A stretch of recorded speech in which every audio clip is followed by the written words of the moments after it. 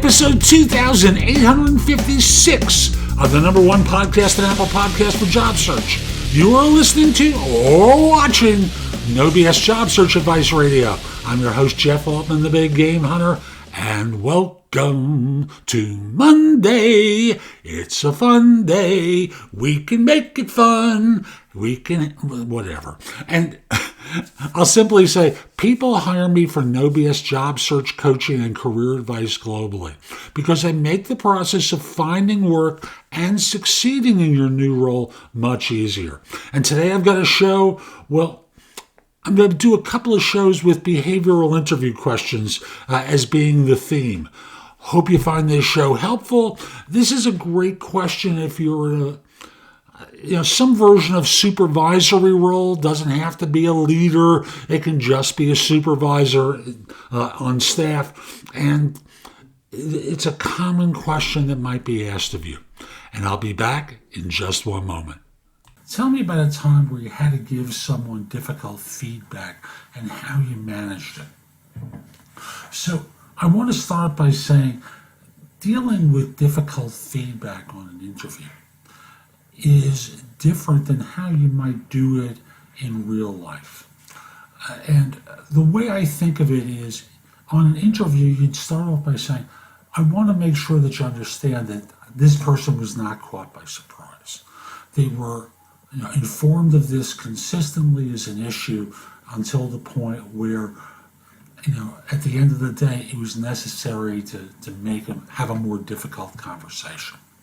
So you talk about anything that you did to prepare for your talk, which covers these points. And you describe the techniques that you use to deliver the feedback constructively and positively. And you talk with the interviewer about what you did to make sure that they understood the feedback, because if they don't understand, they're not going to change the behavior, right? And then explain any follow-ups that you did to make sure the problem was addressed. So like many of the answers to behavioral interview questions, you follow the acronym of SOAR, Situation, Objective, Action, Result. And thus, in dealing with someone who suddenly was coming in chronically late, you had an employee who'd spoken with quietly about their new latenesses, and it had gotten to a point where others were noticing the behavior too, and it was adversely affecting some of the other employees. So you brought them into your office and very calmly said, look, I've spoken with you about this problem a couple of times. What's really going on? Tell me what's going on that's causing this issue. And up until recently, your punctuality was never in doubt, but now it is. So is there something going on? And then you talk about how, they had a family issue with a caregiver or a kid who was, finding it difficult to get out in the morning, yada, yada, yada. And thus, you're listening and empathizing, but then coming up with joint solutions to try and deal with this problem.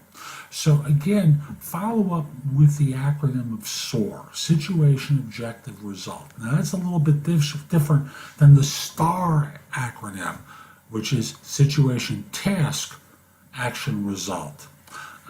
To me, STAR is for when you're relatively junior, because you're going to deal with task more than anything, versus being in leadership where you're dealing in a more mature setting.